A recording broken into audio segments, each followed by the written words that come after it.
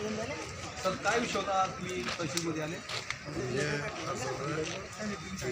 पूर्ण विधानसभामध्ये जे बोगस मतदान आहे त्या बोगस मतदान कमी करावं अशा प्रकारचा विषय होता।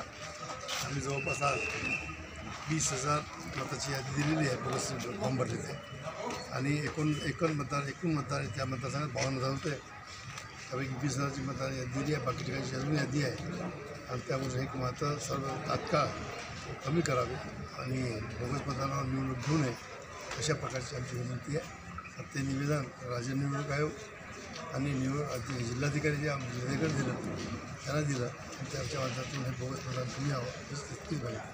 काय बोलले तहसीलदार? काय बोलले? त्याची कारवाई करतो आम्ही त्या हिशोबाने कारवाई करतो। चला अत्यंत गंभीर विषय आहे, कारण बोगस मतदान आहे आणि ह्या बोगस मतदानाच्यामुळे कुठंतरी लोकशाहीला धोकाच पोहोचतो एक प्रकारे। काय सांगाल तुम्ही जिल्हा परिषद सदस्य आहे, राष्ट्रवादी पक्षाचे गटनेता जिल्हा परिषदेमध्ये, काय विषय होता, काय निवेदन केलं? हा एकदम अत्यंत गंभीर विषय आहे, कोणत्याही लोकशाहीला धोका देणारा विषय आहे।